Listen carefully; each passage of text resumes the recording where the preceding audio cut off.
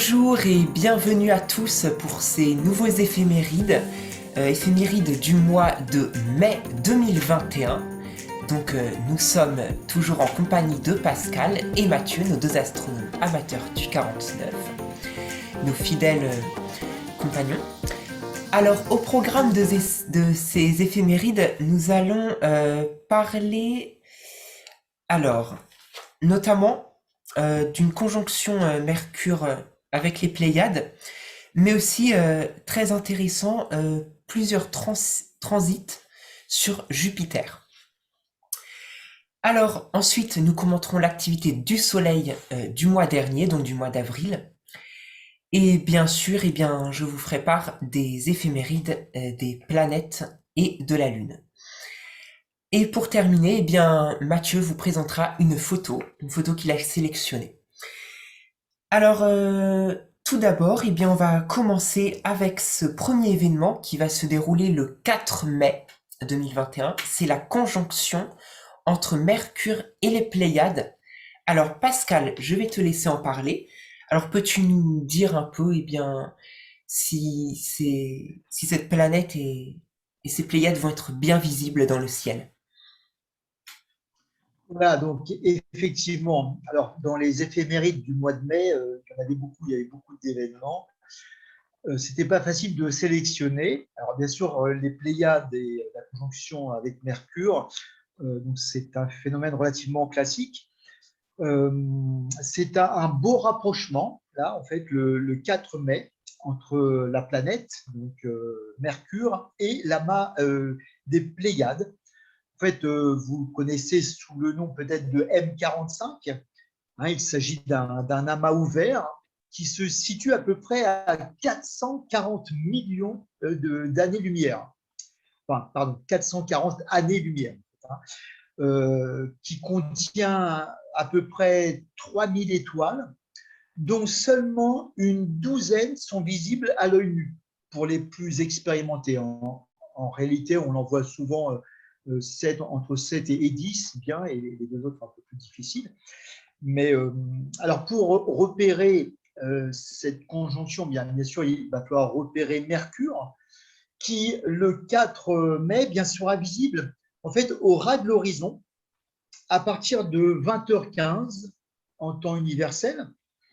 Il faudra regarder la direction nord-ouest.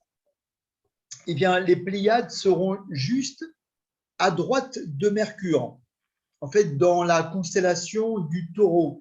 Vous connaissez certainement l'étoile qui est la première de cette constellation, c'est Aldébaran, une géante orangée. Alors, pourquoi géante orangée? Eh bien, elle fait 40 fois la masse du Soleil. Et pourtant, elle est 2 fois plus froide que le Soleil. C'est d'ailleurs la spécificité en fait, des géantes rouges. Alors, comment l'observer? Eh bien, le plus facile, c'est à l'œil nu. Alors, à condition, bien sûr, d'avoir un ciel dégagé, sans pollution lumineuse également. Et puis sinon, une autre manière plus simple également, c'est ça. Voilà, c'est pas la peine d'utiliser en fait un télescope parce que bon, vous allez vous perdre en fait dans l'amas des Pléiades et en fait, ça sera pas trop intéressant. Vous allez voir effectivement Mercure et puis un petit bout des Pléiades, mais ça n'a pas vraiment tellement d'intérêt. Donc, il vaut mieux utiliser soit l'œil nu ou alors sinon avec une bonne paire de jumelles. Alors, à noter que ce n'est pas forcément une observation très évidente parce que, en fait, le soleil se couche à 21h20, donc c'est le moment idéal pour commencer au moins à tenter d'observer Mercure dans un instrument, éventuellement, ce sera plus évident. Par contre, évidemment, les Pléiades font partie de ce qu'on appelle le ciel profond. Donc, pour ceux, il faut attendre que le ciel s'assombrisse bien. Et pour cela, généralement, après le coucher du soleil, il va falloir patienter bien souvent dans les environs d'une petite heure. Sachant que Mercure et les Pléiades sont très basses, comme le disait Pascal tout à l'heure, sur l'horizon ouest-nord-ouest, eh bien, en fait, quand la nuit va tomber, les deux objets seront déjà en train de se coucher. Donc, d'une part, il va falloir un horizon très dégagé, et d'autre part, certes, il va falloir un ciel bien sombre pour commencer à les observer, mais ne pas attendre la nuit noire, sinon vous pourriez vous retrouver piégé par le temps. C'est ça. Ouais, d'accord, donc c'est une observation assez compliquée quand même. Euh, Nous pouvons continuer avec le 5 mai, où il y aura le maximum de l'essaim météoritique des états aquarides. Alors Pascal, peux-tu nous en parler? Oui, alors c'est plus le 6 en fait, hein, Ah oui, le le 6. solaire. J'ai noté le Voilà, 5, c'est pour ça. Mais... d'accord. Mais en fait, c'est pas complètement faux parce que en réalité, cet essaim va être actif pendant longtemps. Mais on parle Hmm. du pic véritablement le 6, hein. Alors effectivement, les états aquarides, en fait, bien c'est une pluie d'étoiles filantes qui sont associées en fait à la comète de Halley, avec le maximum de l'essaim, donc qui est prévu le 6, comme on l'a dit, avec à peu près 40 météores à l'heure. Alors, où l'observer? Eh bien, dans la constellation du Verseau, près de l'étoile brillante nommée Eta Aquarii. Alors, où est-ce qu'elle se trouve? Eh bien, pour les novices, je vais vous donner un truc. Le Verseau verse de l'eau, eh bien, c'est le porteur d'eau. En latin, c'est Aquarius. Aquarius, aquarium, eau. Et qu'est-ce qu'on trouve dans l'eau? Des poissons, le dauphin, la baleine, le poisson austral. En fait, les autres constellations qui sont proches du Verseau. Donc, voilà, un petit moyen mémotechnique pour vous repérer donc, dans cette constellation. Alors, l'avantage du 6 mai, eh bien, c'est que la Lune ne sera éclairée que du tiers seulement, à peu près 27%. Donc, ça ne gênera pas l'observation de cette pluie. Alors, jusqu'à 40 météores heure, on vient de dire, contre 20 météores heure les jours précédents ou les jours juste après, hein. Parce qu'on rappelle, hein, que les états aquarides en fait, sont actifs du 19 avril jusqu'au 28 mai. Donc, c'est un grand classique, effectivement, il ne faut pas manquer. C'est ça. Alors, juste pour compléter un petit peu les informations que vient de donner Pascal, donc ça sera plutôt à chercher en fin de nuit, bien évidemment. N'attendez pas le lever de la Lune. Le lever de la Lune, en fait, se passe dans les environs de 5h30, en heure locale, bien évidemment. Et n'attendez encore moins les premières lueurs de l'aube, hein, qui viendront très rapidement aussi. Maintenant, le soleil se lève très tôt. Donc, voilà, l'observation des étoiles filantes, c'est un petit peu délicat. Si vous voulez en voir le maximum possible, surtout prévoyez d'être sous un ciel bien sombre. Donc, n'attendez pas la fin de nuit pour vous décider à vous lever peut-être pour aller les observer.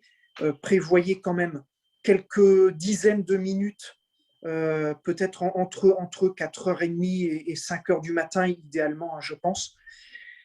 L'important, bien évidemment, c'est d'être sous un ciel bien sombre, comme je le disais.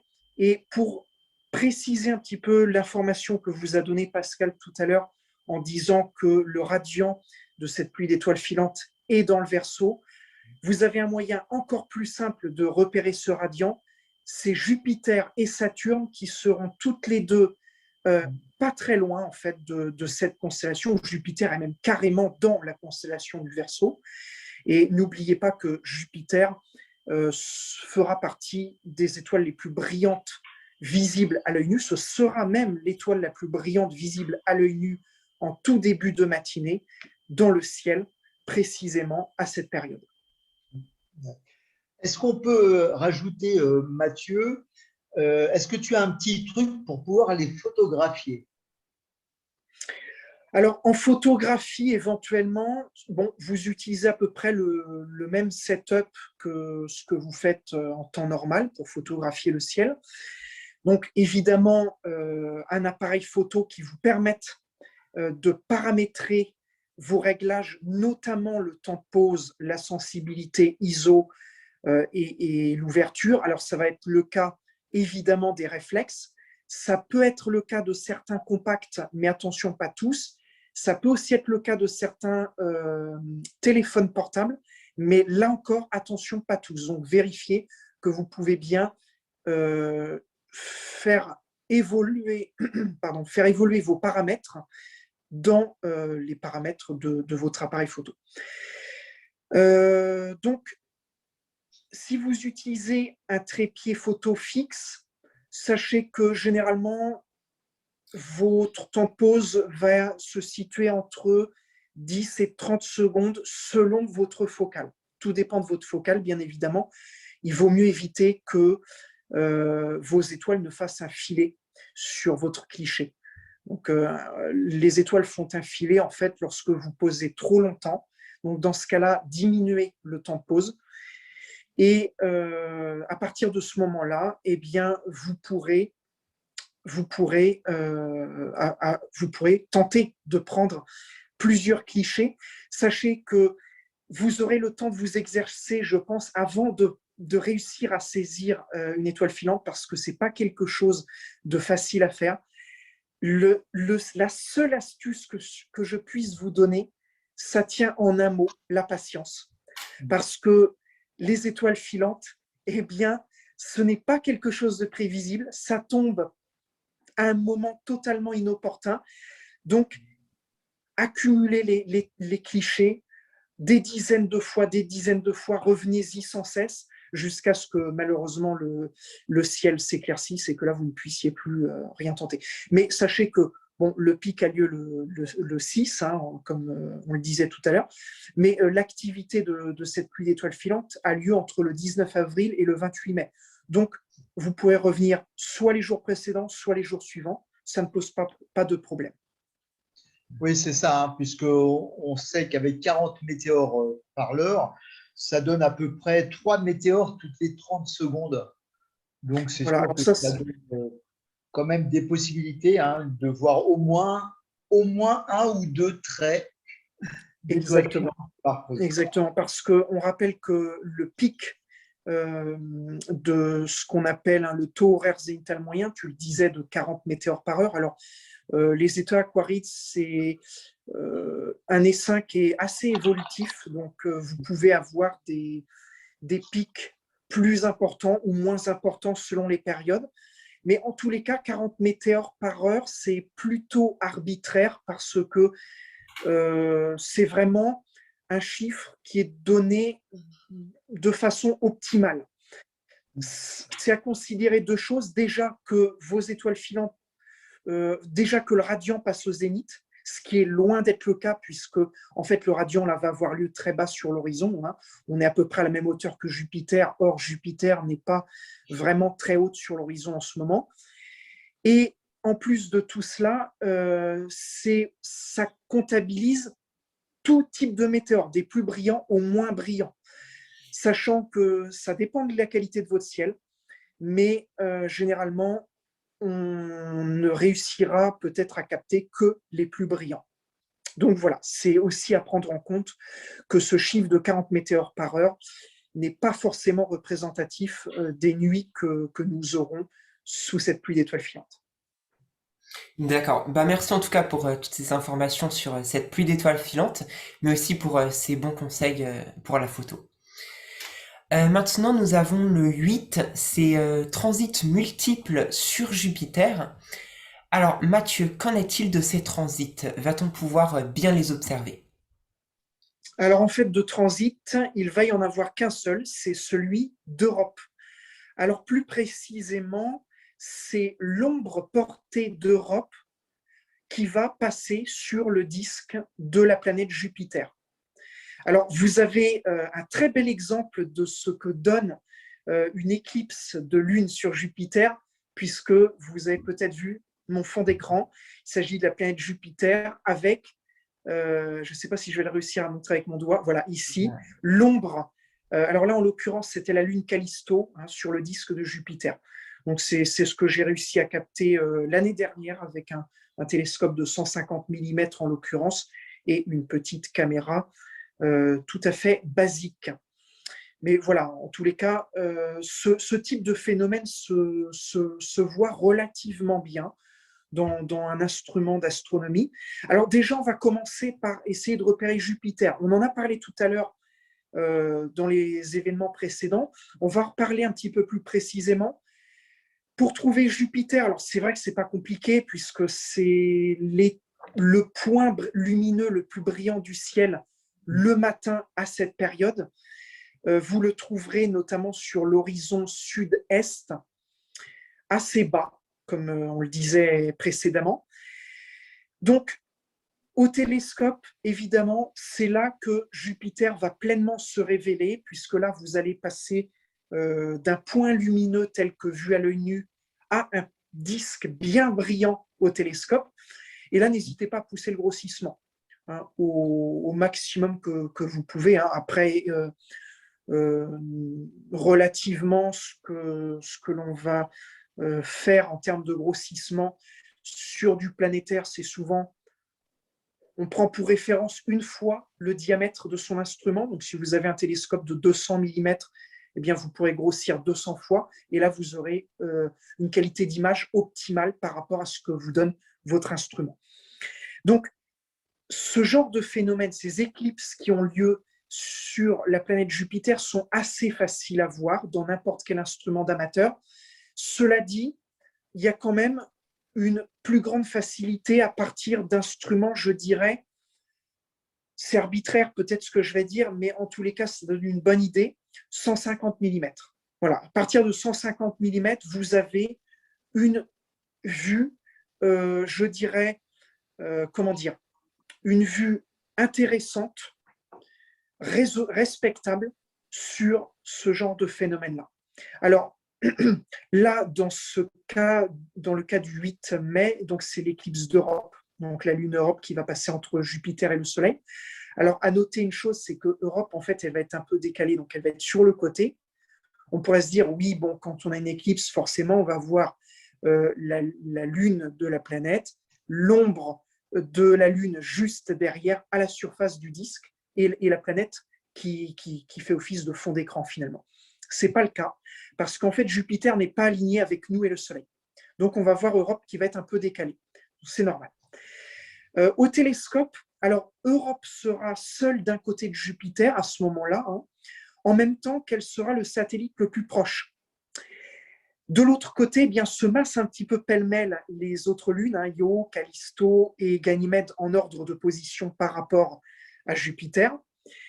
Sachez que là où en fait le diamètre apparent des trois autres lunes galiléennes dépasse souvent la seconde d'arc de diamètre apparent, eh bien Europe n'en est qu'à 0,84 secondes d'arc. C'est pas énorme. C'est ce que résout en théorie un instrument de 150 mm d'ouverture. Alors, pourquoi je dis en théorie? Parce qu'en fait, la résolution va dépendre en très grande partie de ce qu'on appelle le seeing. Le seeing qui va dépendre, là aussi, beaucoup de la turbulence atmosphérique, donc des remous, qui va évidemment faire que votre image va être plus ou moins floue, va être plus ou moins qualitatif, et donc que vous allez avoir un maximum de détails ou pas. Voilà. Donc, ce signe-là, c'est toujours difficile à prévoir. Vous avez des applications qui vous permettent de le prévoir, notamment Météo Blue, pour vous donner une petite astuce. Pour en revenir aux éclipses même. Alors, les éclipses peuvent avoir lieu donc entre une lune et la planète Jupiter, mais peuvent avoir lieu aussi entre les satellites de Jupiter eux-mêmes. Et ça, c'est très intéressant à noter. Alors, ça, c'est ce qu'on appelle en fait des phénomènes mutuels, abrégés FEMU. Et en fait, ces FEMU-là, donc ces phénomènes mutuels-là, vous pouvez donc les retrouver sous le site de l'Institut de la mécanique céleste et des calculs d'éphémérides, autrement abrégé IMCCE. Voilà, donc allez voir ce site si vous voulez vraiment préparer vos observations des phénomènes mutuels sur Jupiter. L'un des phénomènes qui va avoir lieu et qui est très intéressant, c'est le 29 mai, donc à 4h52 en heure locale. C'est la lune Ganymède qui va carrément occulter totalement la lune Io. C'est extrêmement intéressant à observer. Voilà. Donc, rendez-vous en 2026 ensuite pour une autre saison des FEMU, parce que cette saison des phénomènes mutuels, en fait, a lieu lorsque Jupiter passe en équinoxe orbital, donc pour elle. Donc ça, ces phénomènes-là, vous allez pouvoir les voir jusqu'au mois d'août, mais ensuite, vous n'aurez plus rien jusqu'en 2026. Oui, à noter aussi que le 24 janvier 2015, en fait, il y a eu le transit des trois lunes galiléennes, Callisto, Io, Europe, sur Mercure, sur Jupiter, pardon. Et donc, il y a de magnifiques photos sur Internet où effectivement, c'est un phénomène très rare de voir les trois satellites comme ça qui passent devant Jupiter. Donc, nous pouvons passer maintenant au troisième événement de ce mois de mai. C'est le 17, Mercure qui passe en élongation est, maximum avec le Soleil. Donc, est-ce que ça va être possible de voir cette élongation à l'œil nu, Mathieu? Oui, c'est possible. Mercure a une brillance qui est assez intéressante, mais là encore, ce qui va, entre guillemets, contenir les limites, on va dire, de l'observation, eh bien, ça va être le ciel, puisque le ciel, en fait, ça se passe au moment du coucher du soleil, donc au crépuscule, hein, et la planète n'est pas très haute sur l'horizon, donc c'est-à-dire qu'elle va peut-être même en début de nuit, donc avant même que le ciel ne soit complètement noir. Donc, visez pour cela l'horizon ouest-nord-ouest, comme je le disais, bas sur l'horizon. Alors, 22 degrés d'élongation, c'est très peu, mais l'avantage, c'est que Mercure sera perpendiculaire par rapport au plan de l'écliptique, donc on aura la chance de la voir quand même pas trop au ras de l'horizon. Ceci dit, n'attendez pas la tombée de la nuit pour essayer de la pointer dès le coucher du soleil, surtout si vous avez un télescope. À l'œil nu, ça sera un petit peu moins évident parce que les lueurs du crépuscule vont gêner un petit peu. Alors, ce qui est intéressant de noter, c'est que l'éclat de Mercure s'effondre par rapport au début du mois. De négative, la magnitude devient positive jusqu'à atteindre presque une magnitude sous zéro. Je crois que c'est 0,5 environ. Donc, c'est quand même assez important. En fait, pourquoi? Parce que, eh bien, certes, la distance à la Terre s'est raccourcie de l'ordre d'un quart, mais dans le même temps, sa phase illuminée s'est retrouvée fortement grignotée. Donc, on a une phase le pourcentage de la phase illuminée est beaucoup plus faible.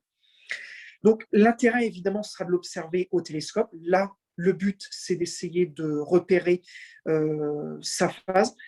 Comme je le disais tout à l'heure, essayez plutôt d'observer Mercure la première moitié du mois, parce qu'en deuxième moitié de mois, sa magnitude s'effondrant, et puis le fait aussi qu'elle commence à décliner un peu sur l'horizon fera qu'elle sera beaucoup moins accessible. D'accord, donc merci pour ces informations sur cet événement. Alors, le 28 et le 29 mai, deux planètes vont se croiser dans le ciel du crépuscule. Il s'agit donc de Mercure et de Vénus. Donc, est-ce que ça va être une observation intéressante à voir? Oui, bien évidemment, parce que là, en fait, c'est le grand retour de Vénus dans le ciel. On l'avait perdue de vue depuis quelques mois parce qu'en fait, elle était en conjonction avec le Soleil, donc elle était de l'autre côté du Soleil par rapport à nous. Et Mercure, de son côté, eh bien, c'est peut-être le dernier mot, les derniers instants pour l'observer, puisqu'ensuite, elle se rapprochait de plus en plus du Soleil. Et même là, les 28 et 29, c'est presque limite. Si vous arrivez à la voir, ça va être un défi. Là, il s'agit d'avoir un horizon très dégagé. Pour observer Mercure, de toute façon, il n'y a pas le choix. Il faut un horizon qui soit systématiquement dégagé. Là, en l'occurrence, c'est l'horizon ouest-nord-ouest, puisque c'est là que les deux planètes vont se côtoyer, très bas, hein, toujours, après le coucher du Soleil. Alors, la magnitude de Vénus et de Mercure n'est absolument pas comparable. Au moment où le rapprochement va avoir lieu, donc entre le 28 et le 29, Mercure a une magnitude qui, cette fois-ci, vient de dépasser 2. On est à plus 2,46, donc ça commence à être bien bas, là. On est toujours sur des étoiles, enfin, on est toujours sur un point assez lumineux, mais là, clairement, ça devient délicat à chercher à l'œil nu, surtout dans les lueurs du crépuscule. Tandis que Vénus, elle a une magnitude de moins 3,85. Donc là, évidemment, vous ne pourrez pas la louper. Donc, le but, c'est de chercher d'abord Vénus pour ensuite repérer Mercure qui va être tout à fait près de Vénus. Donc, si vous n'arrivez pas à voir Mercure à l'œil nu, c'est pas grave, c'est presque normal, j'ai envie de dire.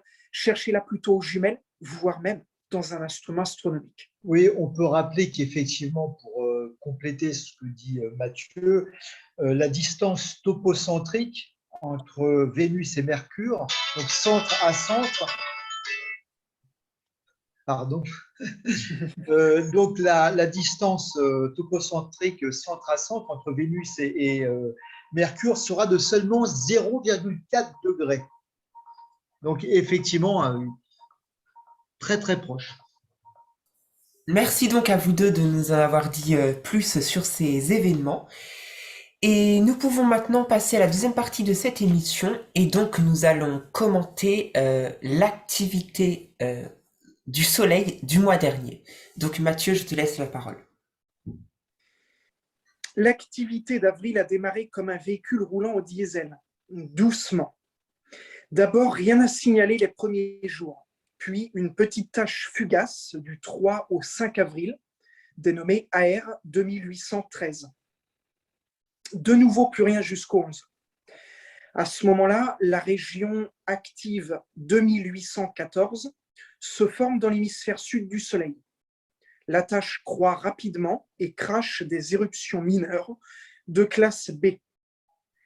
Dans la foulée, 2 autres régions actives naissent dans le sillage de la première. Toutes les 3 se côtoient quelques jours dans l'hémisphère sud solaire. Le 18 ne reste plus que la dernière née, AR 2816, constituée d'un groupe de jolis petits noyaux noirs. C'est la première vraiment intéressante, aussi bien pour les observateurs amateurs que pour les professionnels. En effet, le 20 avril, en tout début de nuit pour nous, se produit une éruption solaire de classe M1, originaire de cette même tache. Elle va provoquer une panne radio à ondes courtes au-dessus de l'océan Pacifique. C'est l'une des plus fortes éruptions à ce jour du jeune cycle solaire 25. Dans la même période, AR 2818 se retrouve accompagnée par 2 autres taches de même gabarit situées aux antipodes du disque solaire l'une de l'autre. L'une des 2 émettra aussi d'ailleurs une CME, donc une éjection de masse coronale significative. AR 2818 continuera de surcroît le show avec une poussée assez forte de noyaux sombres dans sa région. En fait, cette région active deviendra un trio de taches. Une équation à démêler pour les observateurs avertis donc.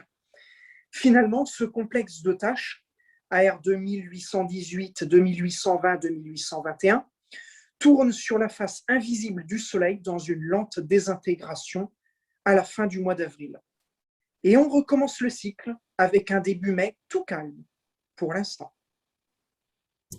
Merci Mathieu pour ce bon résumé du Soleil du mois d'avril. Nous allons pouvoir maintenant vous informer de la visibilité des corps principaux du système solaire et de la Lune. Alors je commence avec la Lune. Le 3 mai à 19h50, c'est le dernier quartier de la Lune qui sera visible. Le 11 à 18h59, c'est la nouvelle lune. Toujours le 11 à 21h54, la lune est à l'apogée. Le 19 à 19h13, c'est le premier quartier de la lune qui sera visible. Le 26 à 1h52, la lune est au périgée. Et toujours le 26 à 11h14, c'est la pleine lune. Pour ce qui est de Mercure, alors au début du mois, elle sera difficilement visible au coucher du soleil. On pourra la voir au crépuscule à mi-mai. Et fin mai, elle sera toujours difficilement visible au coucher du soleil. Vénus, elle sera inobservable au début du mois. Et à la non, à la mi-mai, elle commencera à être visible au coucher du soleil, mais assez difficilement. Mars, on pourra l'observer en première partie de nuit au début du mois, et à la fin du mois, elle sera visible seulement en début de soirée. La planète naine Cérès, elle sera inobservable tout le mois. Pallas, on pourra l'observer en seconde partie de nuit. Junon, elle sera observable pratiquement toute la nuit au début du mois et on pourra vraiment l'observer toute la nuit à la fin du mois. Vesta, elle sera observable pratiquement toute la nuit au début du mois et vers la fin du mois, on pourra l'observer seulement une grande partie de la nuit. Jupiter, on pourra l'observer au début du mois en fin de nuit et à la fin du mois, on pourra l'observer toute la seconde partie de nuit. Saturne, eh bien, c'est pareil que Jupiter, observable en fin de nuit au début du mois et en seconde partie de nuit à la fin du mois. Uranus, malheureusement, elle sera inobservable en ce mois de mai. Neptune, on pourra l'observer en toute fin de nuit. Et enfin, Pluton, eh bien, on pourra l'observer en seconde partie de nuit aux instruments astronomiques. Donc, nous voilà arrivés à la fin de cette émission. Et avant de la clore, eh bien, Mathieu, tu vas nous présenter cette photo que tu as sélectionnée pour ce mois de mai. Alors, ne vous a certainement pas échappé le fameux phénomène de la super lune rose de la nuit du 26 au 27 avril. Et pour cause, puisque les médias ont fortement relayé l'événement. Est-ce qu'on peut parler d'événement ? Plus ou moins. En fait, ce serait plutôt un non-événement, hein, puisqu'en fait, malgré sa forte médiatisation, eh bien, de lune rose, il n'y en a point eu. Alors, pourquoi en fait une super lune rose ? Très rapidement, pour faire court, certains nous ont posé la question en commentaire d'ailleurs. Eh bien, en fait, super lune parce qu'il s'agit du moment où une pleine lune se rapproche au plus près de la Terre. Sachez que l'orbite lunaire n'est pas parfaitement circulaire, mais légèrement excentrique, ce qui fait que par moment, eh bien, la Lune se rapproche ou s'éloigne de nous par rapport à la moyenne de son orbite.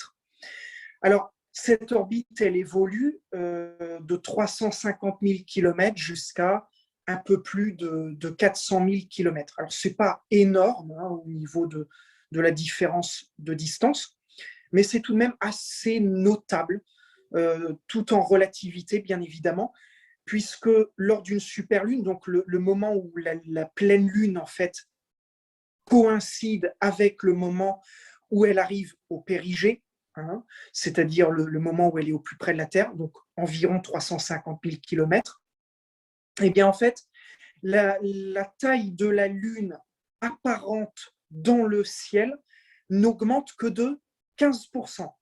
C'est très peu. Tellement faible qu'à l'œil nu, c'est presque indiscernable. On a l'impression de voir une Lune comme une autre, en fait.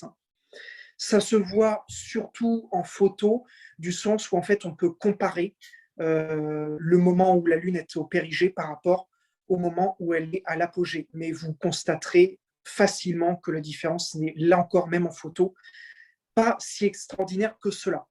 Maintenant, pourquoi rose? Alors, on entend souvent parler de lune rousse. Et la lune rousse, c'est bien la seule couleur que la lune possède réellement. Et ce, lors d'éclipses qu'on appelle les éclipses lunaires, c'est-à-dire le moment où la lune se retrouve éclipsée par la Terre. Donc, elle n'a plus accès directement au Soleil. Et elle se retrouve donc dans l'ombre de la Terre. Mais elle ne perd pas totalement le contact avec la lumière solaire, puisque indirectement, la lumière du Soleil va, en pénétrant dans l'atmosphère terrestre, se répercuter très faiblement à la surface de la Lune, ce qui va nous donner une légère couleur rougeâtre due en fait à la longueur d'onde de la lumière qui justement devient longue, sans faire de mauvais jeu de mots. Maintenant, pourquoi on parle de lune rose? Eh bien, en fait, parce que la lune rose correspond à la pleine lune, à une super lune plus exactement, qui a lieu au printemps, donc justement fin avril.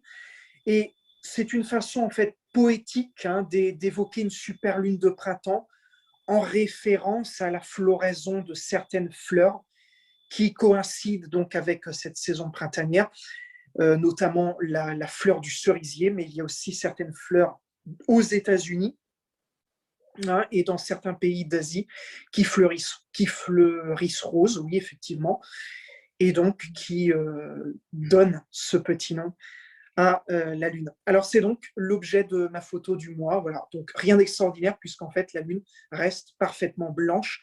À la rigueur, vous avez une légère teinte orange cuivré lors du lever de la Lune. C'est un petit peu comme le Soleil finalement. Voilà, vous avez des tons un petit peu plus chauds lors des levées de Lune ou lors des couchers de Lune. Merci Mathieu quand même pour cette belle photo de la Lune. Alors, voilà que se termine donc cette émission. Alors, nous vous donnons rendez-vous le mois prochain. D'ailleurs, le mois prochain, nous parlerons d'autres événements. Notamment, je peux vous citer le 4, il y aura Vénus qui rendra visite à la masse stellaire M35. Et puis, on aura aussi le 10, une éclipse annulaire de Soleil qui sera visible en partie depuis la France. Donc, en tout cas, n'hésitez pas à vous abonner si ce n'est pas encore fait. N'hésitez pas aussi à fouiller notre chaîne pour voir d'autres contenus qui pourraient très certainement vous intéresser. Likez, ça nous ferait très plaisir, et puis n'hésitez pas à laisser aussi votre commentaire. En tout cas, nous vous donnons rendez-vous le mois prochain et on vous souhaite un bon ciel à tous et à toutes. Voilà, et je voulais juste avant de terminer, remercier déjà tous ceux qui se sont inscrits, qui se sont abonnés à la chaîne, parce que nous sommes pratiquement arrivés à 260. Alors, 360. Pardon, 360, ce qui est vraiment au-delà de nos espérances, puisque au départ, nous voulions faire quelque chose qui restait très familial. Donc, en tout cas, c'est toujours l'esprit de cette chaîne. Donc, on vous remercie encore, et puis n'hésitez pas à partager.